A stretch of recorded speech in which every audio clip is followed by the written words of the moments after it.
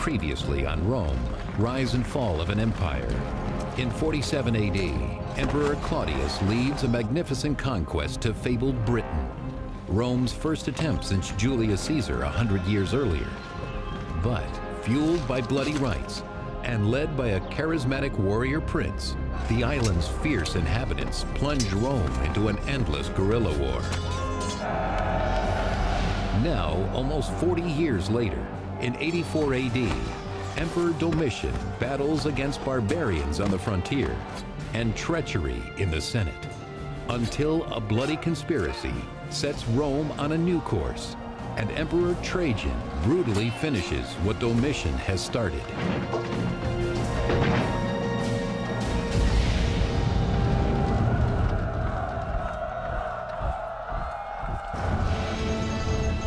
Rome, 80 AD. By the end of the 1st century, the Roman Empire is becoming well established. The army is strong. Battles are won. Dominance is gained. It's entering into a very prosperous period that's going to last about 150 years, up until the middle of the 3rd century AD, when they start to run into real problems. So Rome is entering a very prosperous period at this juncture. Rome has grown large, but surrounding its civilized core, barbarian tribes in Germania and Dacia, modern-day Germany and Romania, resist Roman domination. Most troublesome of these are the Dacians. Their king, Decebalus, is busy courting smaller neighboring tribes, offering slaves and gold in exchange for their allegiance against Rome. He had cast about for alliances to his north and successfully gotten alliances to his north. He had also successfully gotten alliances to his east. So he's becoming increasingly formidable, and the Romans do not like this. The Romans have never liked this. Through these efforts, King Decebalus undermines Rome's strategy to keep the various barbarian tribes divided and weak. The Romans dealt with all of these configurations of tribes across both these borders, largely by seeking to pit them, the one against the other, to manipulate them so that they never achieved solidarity against Rome, on the one hand, and so that none of them ever became powerful enough in its own right by conquering all the others that they would pose a significant enough threat. Decebalus cements his tribal agreements against Rome, just as a precarious imperial transition is taking place. Back in Rome, an inexperienced nobleman named Domitian stands poised to take the throne as his brother, the Emperor Titus, lies on his deathbed. It is a turn of events that no one has predicted and that Rome is not prepared for. There is apparent conflict between Titus and Domitian. Titus will die of plague in 81 AD, and there'll be rumors of Domitian having poisoned him, having gotten rid of his brother to gain imperial power. Titus, a popular emperor, rules for only 2 years. Domitian resents every minute of it, according to 2nd century biographer Suetonius. Domitian never failed to say that he and his brother should have ruled Rome together, but their father's will had been tampered with. And when Titus was seized with a dangerous illness, Domitian ordered that he be left for dead before he had actually drawn his last breath.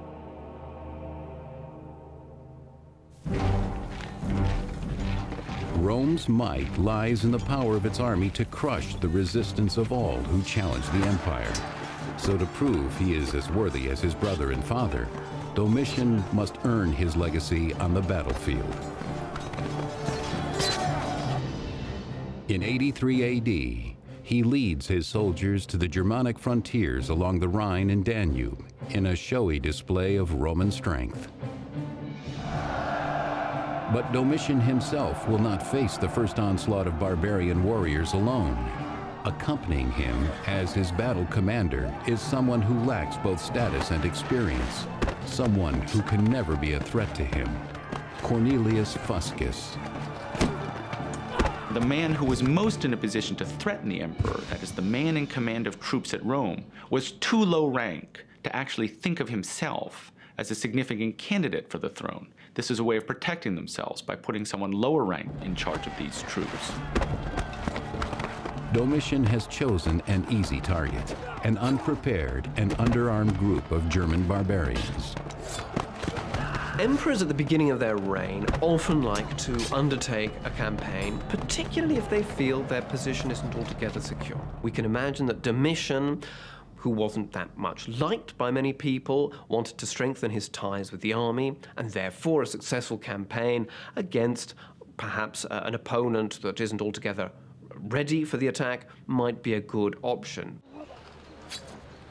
The Germans go down in a bloody defeat, and Domitian praises his triumphant legions, raising their pay 25% and taking for himself a new honorary title, Germanicus, conqueror of the Germans.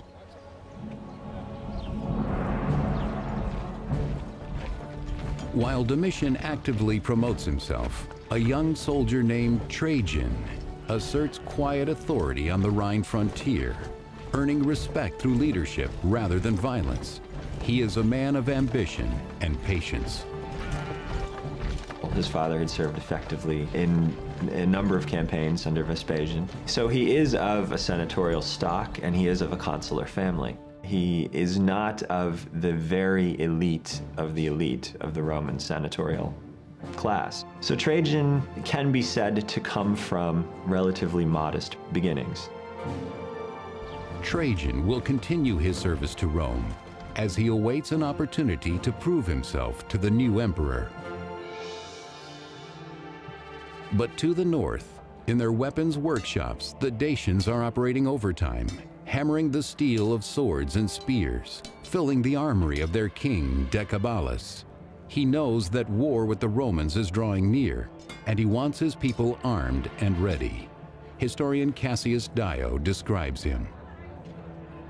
Shrewd in his understanding of warfare, and shrewd also in the waging of war, Decebalus judged well when to attack and chose the right moment to retreat. He was an expert in ambushes and a master in pitched battles. He knew not only how to follow up a victory well, but also how to manage a defeat. The Dacians were quite a sophisticated, perhaps the most advanced civilization apart from the Romans in the Mediterranean area at this time. So it's not surprising they could pose a serious threat, absolutely.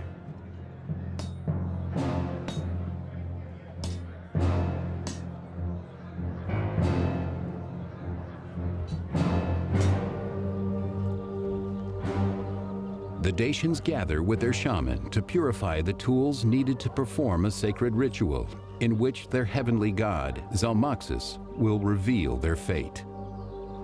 5th century BC historian Herodotus.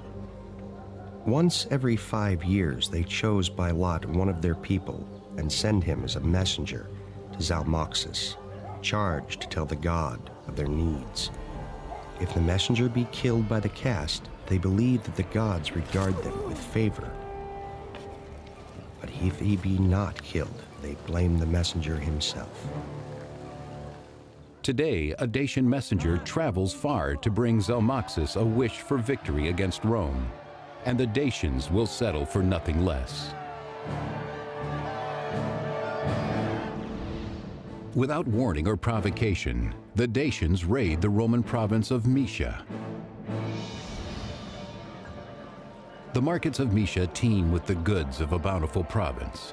Fruit from the orchards, grain from the fields, pottery from the skilled artisans, and gold dug from the Moesian mines, a key source of metal for Roman coinage. Exploiting Rome's lack of vigilance on this part of the frontier, the Dacians ride in, catching the province completely off guard. They wreak total havoc, looting, pillaging, and slaughtering anyone who tries to stop them, including the governor of Moesia. It's unclear exactly why in 84 they go into Moesia, what this initial incursion is about. This had traditionally been their territory, at least part of Moesia had been their territory, and so possibly there is a desire to recover lost territory, or perhaps just a desire for plunder and a recognition that there is a weakness that can be exploited.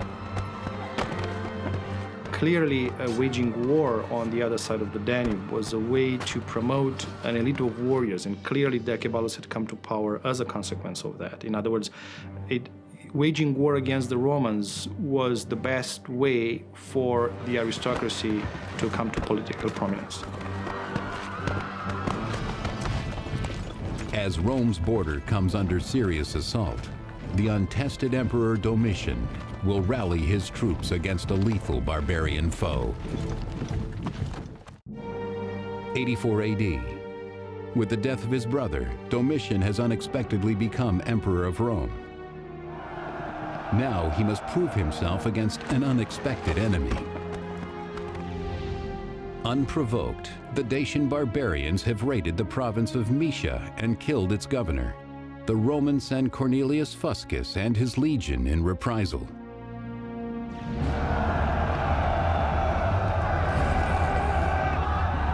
The Dacians close in from all sides.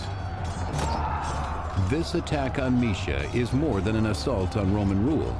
It's an assault on the emperor's personal prestige. The barbaric murder of a governor cannot go unanswered by Emperor Domitian.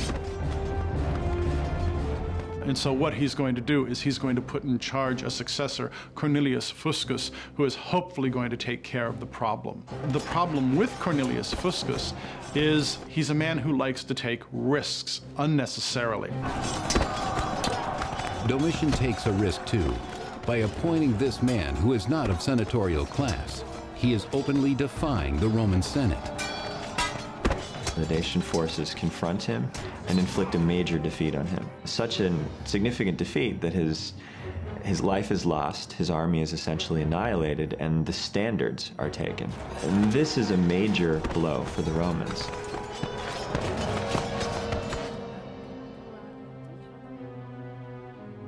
Rome pays for Domitian's misjudgment in the blood of its soldiers. But wars have other costs too. And it's the wealthy citizens of Rome who are forced to fund Domitian's expensive army. The emperor would stop at nothing to fill his coffers, writes 2nd century biographer Suetonius. Reduced to financial straits by the cost of buildings and shows and the pay raises he gave to the soldiers, Domitian eagerly resorted to every sort of robbery. He used any charge to seize the property of the living and the dead. In this way, he became an object of terror and hatred to all. All except the Roman army, whose loyalty Domitian has bought. With a new general installed after Fuscus's death, Emperor Domitian deploys his soldiers across the border to Tapai in Dacia. Now more than ever, the emperor must defeat Decebalus and regain Roman honor. He depends on auxiliary troops, foreign allies, paid to fight Rome's battles. So Rome has to do something about this because it's not just losing 2 governors, it's a matter of national prestige. You can't have this kind of hit-and-run raid, although killing 2 governors is much more than a hit-and-run raid, and not do something about it. So Decebalus had to be dealt with in some way.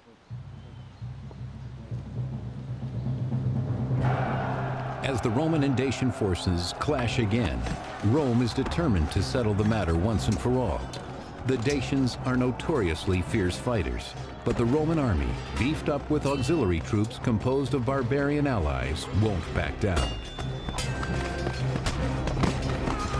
For the Dacians, the experience of fighting Romans is certainly going to be a terrifying experience. Not just because you're fighting a professional military that demonstrates its capacity and its organization at every turn, but also because you're going to be facing auxiliaries whose style of fighting are things you've never encountered. You've never encountered people who look like this, or people who dress like this, or people who fight like this. And so the experience of a battle is going to be overwhelmingly a terrifying experience. Until, at last, Decebalus and the Dacians are overwhelmed, and they retreat. But circumstances won't allow Domitian to press the advantage against the Dacians.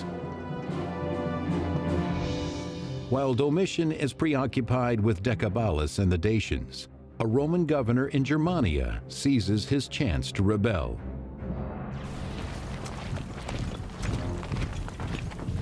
Domitian sends the young and loyal legionary commander named Trajan to restore order. The revolt is crushed and the rebel leader taken captive. Domestic problem that Domitian faced in 89 was apparently dissatisfaction among at least one of the commanders and his legions elsewhere in the European theater. This was the general Saturninus, who seems to have made an attempt to declare himself emperor while Domitian was preoccupied with the Dacian Wars. Trajan helps quell the Saturninus rebellion, winning greater recognition from the emperor. As a reward, Domitian makes him consul in 91. And then it seems he's given probably 2 military governorships along the frontier, both of which required great skill and also granted to him great responsibility. But for the Dacian king Decebalus, the Emperor Domitian's political and military problems provide an unexpected bonus. Domitian, an inept leader at best, suddenly feels vulnerable because of dissent in his ranks and the savagery of the Dacian resistance. Hoping to appease and control his defeated enemies, the insecure Domitian sends a messenger from Rome into Dacian territory, offering a generous treaty deal with the warrior king. It is a weak and cowardly solution. Anytime a military leader settles with an enemy for anything less than total victory, it's always going to be open for his critics to complain that this amounts to a cowardice, to letting an enemy off the hook. Witness the criticism, both in the 90s and early into this decade, that was leveled at George H.W. Bush for allowing Saddam Hussein to remain in power after the first Gulf War. In this strange reversal, Domitian's messenger delivers the spoils of war to his defeated enemy, according to historian Cassius Dio. Domitian had given large sums of money to Decebalus on the spot, as well as artisans of every trade, pertaining to both peace and war, and promised to keep on giving large sums in the future. Domitian squanders Rome's wealth to buy a barbarian's loyalty. He was forced to cut a deal that was very unfavorable, and to the permanent detriment of his reputation, he had to grant the Dacians a tribute. He also had to send engineers and technicians, and in essence laid the foundation for a Dacian resurgence. Then, in 89 AD, Emperor Domitian follows this display of Roman weakness with another foolish action. What he believes will be a show of Roman strength against other barbarians across the Danube.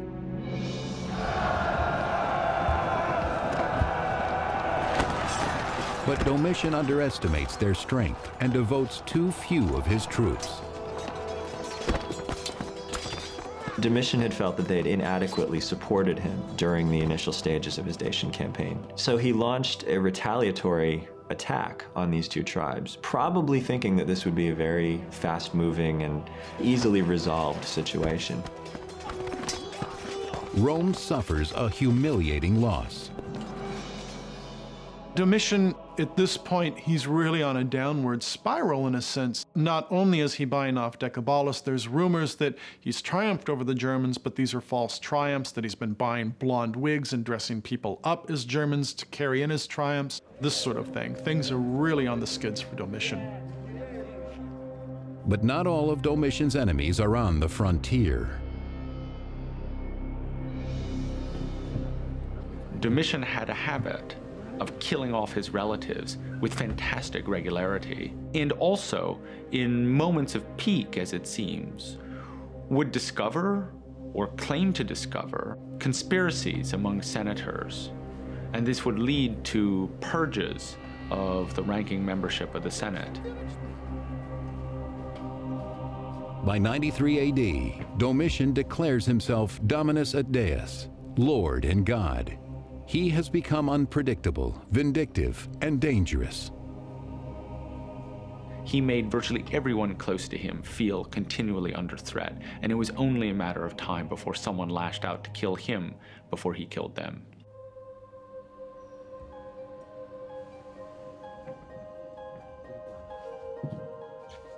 As long as Domitian lives, no one around him is safe. His wife Domitia, her steward Stephanus, and others close to Domitian decide to take matters into their own hands, according to biographer Suetonius. As the conspirators were deliberating when and how to attack Domitian, whether at the bath or at dinner, Stephanus, Domitian's steward, offered his aid. To avoid suspicion, he wrapped up his left arm in woolen bandages for some days, pretending that he had injured it and concealed in them a dagger. We know that at the time he's assassinated on September 18th, 96 AD, that he's hated by his wife Domitia, that he's hated by various courtiers and freedmen, that the Senate's not too fond of him. No one likes Domitian at this point. So there may have been a combination conspiracy between the imperial house and various members of the Senate. The plot is worked out. Now it's time to set it in motion. Holding himself accountable to no one, Emperor Domitian is despised by everyone. By alienating Rome's allies and depleting its wealth, he puts himself in mortal danger.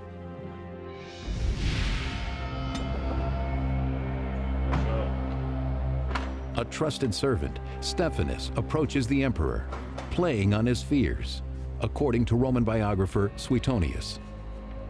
Given an audience with the emperor, by pretending to reveal a conspiracy against him, Stephanus handed him a scroll of false evidence and then stabbed him as he read it.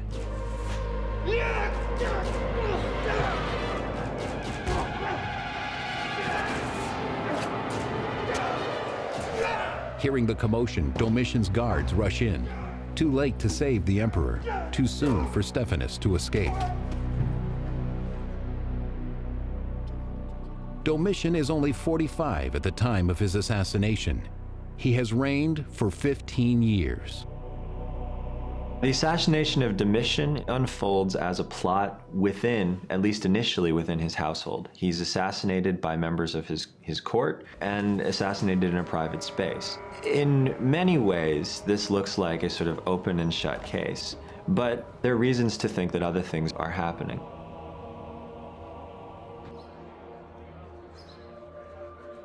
With Domitian dead, the Senate presses its advantage, according to historian Suetonius. The people received the news of Domitian's death with indifference, but the soldiers grieved and at once tried to call him Domitian the God. The senators, on the other hand, were so overjoyed that they raced to insult the dead emperor, pulling down his statue, chiseling his name from the buildings, and smashing his likeness before the eyes of the people. The Senate wastes no time appointing a new emperor.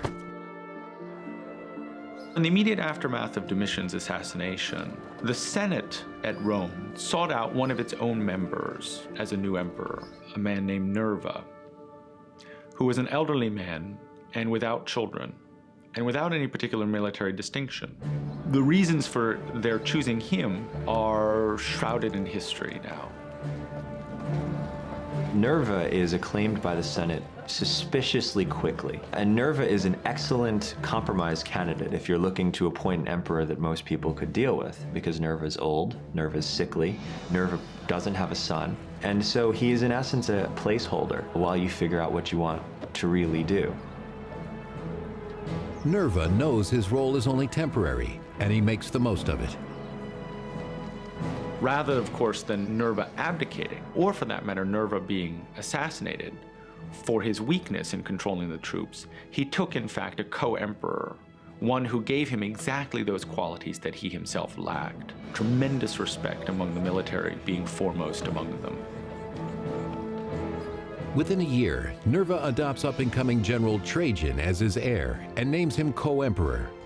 History is silent on the question of whether Trajan was part of the original conspiracy to assassinate Domitian. I don't think we can say Trajan was involved, but he likely was aware of it, and that doesn't even necessarily mean he supported it. He could have been aware of it, but recognized that this was a circumstance that he couldn't change and was willing to accept.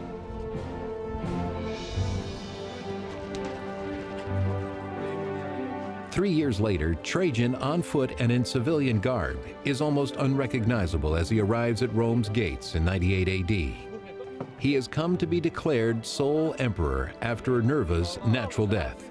He receives a hero's welcome once the guards realize who he is.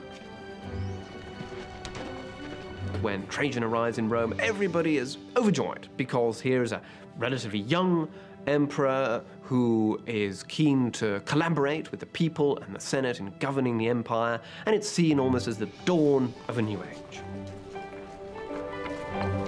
From the outset, it is clear that Trajan is everything Domitian was not. The historian Pliny celebrates the new emperor's gloriously modest arrival. The very method of your entry won delight and surprise, for your predecessors chose to be carried in, not satisfied even to be drawn by 4 white horses, but lifted up on human shoulders in their overbearing pride. You towered above us only because of your own splendid physique.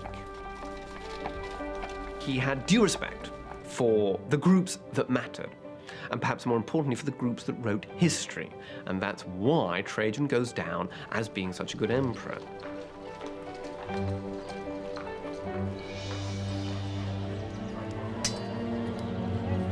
Trajan inherits Rome's humiliating and costly treaty with the Dacians. Thanks to Domitian, in exchange for peace, these barbarians are entitled to Roman weaponry, Roman deserters, and each year another large portion of Roman wealth. And Trajan won't tolerate that.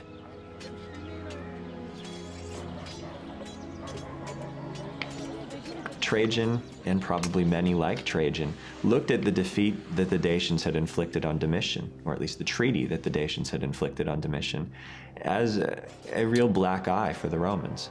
And so there was incentive to do something about this and to fix this situation.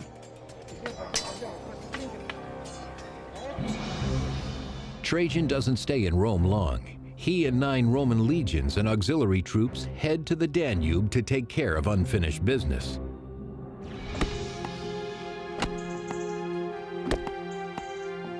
He fortifies Rome's military presence on the frontier, preparing for a long engagement along the Danube. But before he can confront the Dacians, he must build the infrastructure to support his troops. Only then, according to the historian Cassius Dio, will he be ready to repair the damage wrought by Domitian and restore Rome's honor by settling the score with the Dacians. He took into account their past deeds and was grieved at the amount of money they were receiving annually. And he also observed that their power and their pride were increasing. But vengeance might not have been Trajan's sole motivation. There are any number of motives that Trajan could have had for going after Decebalus at this point. It could have been revenge and national honor. It could be a matter of a new emperor who wants to gain prestige and authority and solidify his position, so he's going to go off and make war. Maybe both of those. The campaign is a huge undertaking. Trajan spends a year building forts, roads, and bridges in preparation. It's a very difficult area for the Romans to penetrate, and a lot of engineering work has to be carried out, first of all, to cross the Danube there. There's lots of narrow gorges and so on. By 101 AD, Trajan is ready.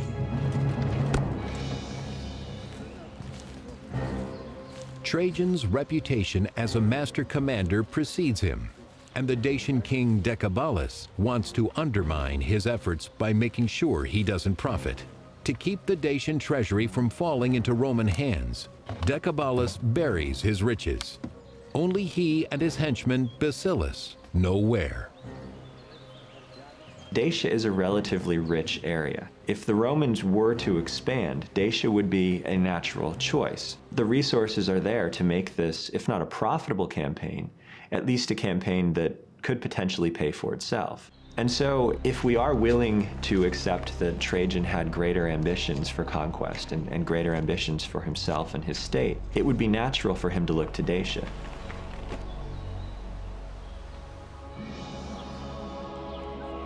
In the year 101 AD, the Dacians know their years of peace are about to end. Many of them pack up and flee for their lives. Though the Dacians have done battle with the Romans before, this time is very different, according to historian Cassius Dio.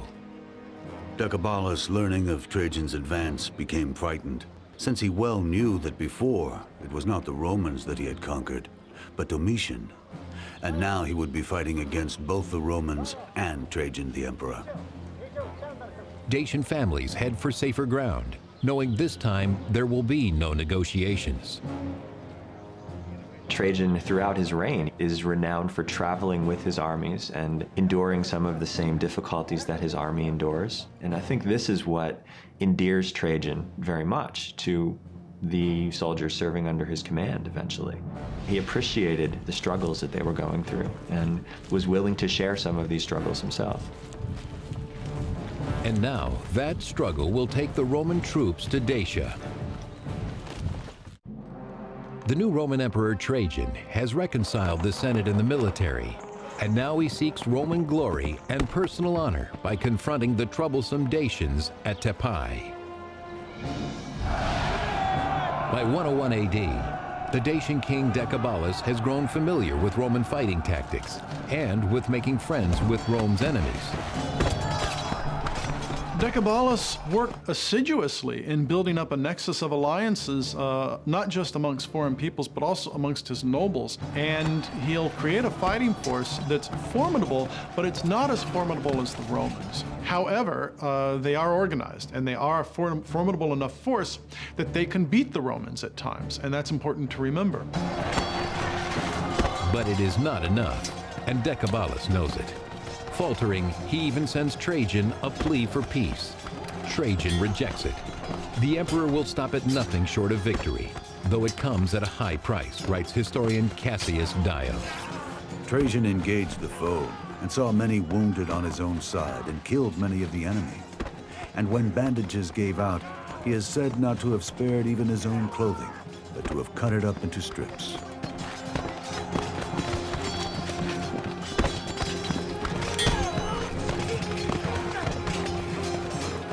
A Dacian warrior will choose death over capture, and they treat their own prisoners with abject cruelty. Roman captives are handed over to Dacian women to be humiliated, tortured, and eventually killed.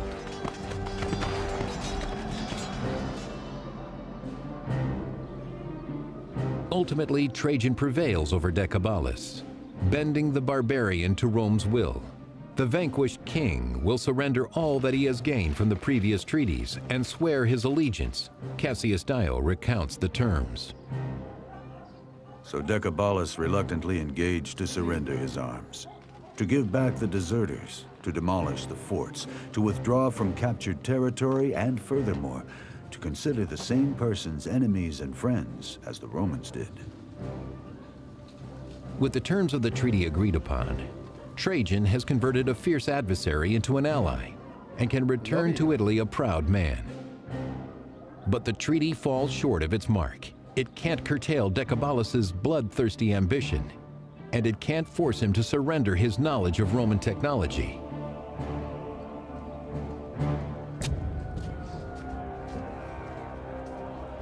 The Dacians are not to be trusted. Denied Roman weaponry, they begin to construct their own, breaking their word by building their armories. With sharpened blades and bolstered ranks, they expand their territory in defiance of Rome.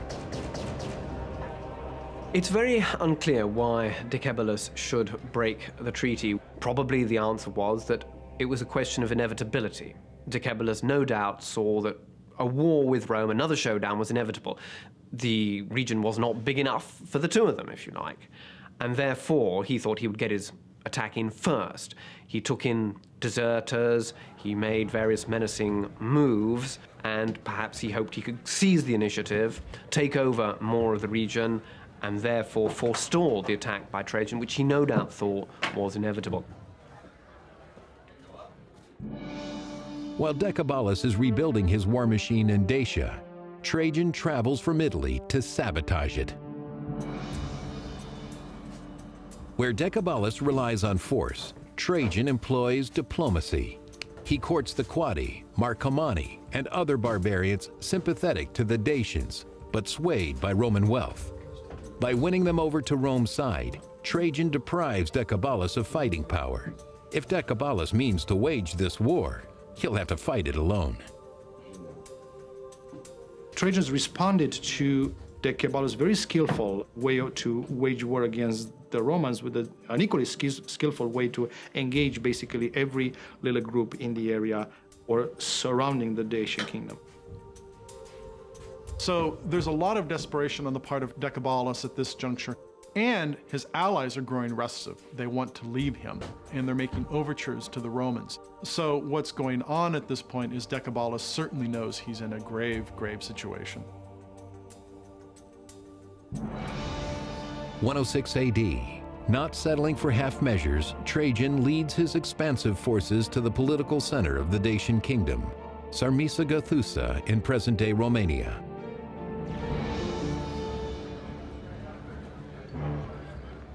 Within the walls of the fortress city, soldiers and citizens prepare for the invasion by Roman troops. The Dacians put their faith in their stout walls and strong army. But should the Romans breach the gates, the citizens will be ready. Armed with torches and oil, they will leave the Romans with nothing worth taking. And for themselves, a poison is prepared, so that no Dacian man, woman, or child will suffer capture and Roman slavery. If they are defeated, they will all be joined in death.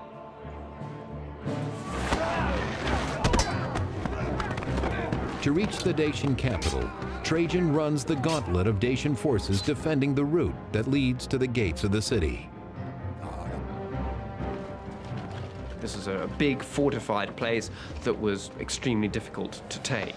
And the Romans had to just proceed very slowly, taking each place one after the other, and as you can imagine, taking a lot of losses as they did so. It was a bitter struggle. An impenetrable gate will confront Trajan's iron will. 106 AD. For more than 2 decades, the hostile Dacians have tormented Rome. Now, as they once again break their treaty, Emperor Trajan mobilizes his troops to break their will by breaching their stronghold. The Dacians have fought mightily to keep the Romans from the gates of their citadel at Sarmica. Although the Dacian equipment was not as good, they were fighting for their homeland, they were occupying extremely strong positions, and as I said about the capital, this is a big fortified place. It was a bitter struggle.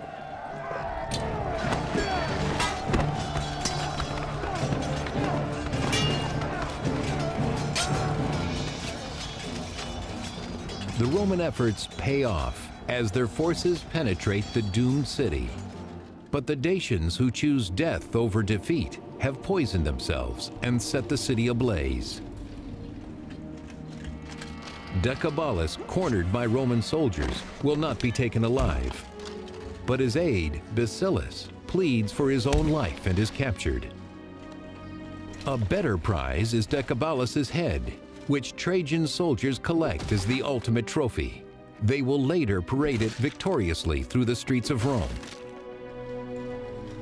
It was the first big military success by a reigning emperor since the days of Augustus and Julius Caesar. This was a remarkable achievement.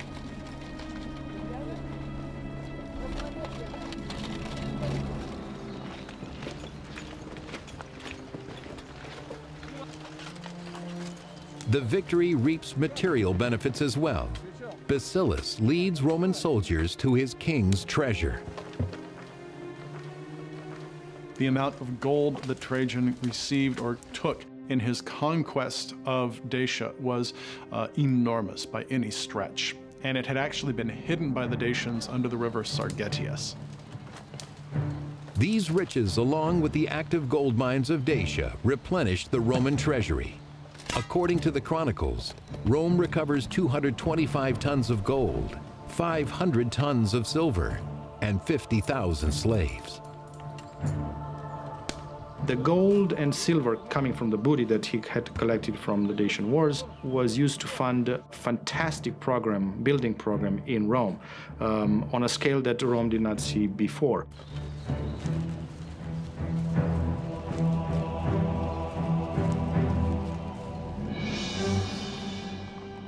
The spoils of war provide Trajan with the funds he needs to build a new forum complex in Rome, the largest ever built. Though the forum was magnificent in its day, little but the centerpiece column remains. But it's enough. This astonishing edifice, called Trajan's Column, provides a cryptic pictorial narrative of the Dacian Wars that returned Rome to her glory. Trajan's Column is about 100 foot high, with 155 different scenes from a war against the Dacians. It's not a blow-by-blow account, of course. It's got, as it were, symbolic sort of scenes. We also can see barbarians of various kinds and their equipment and so on.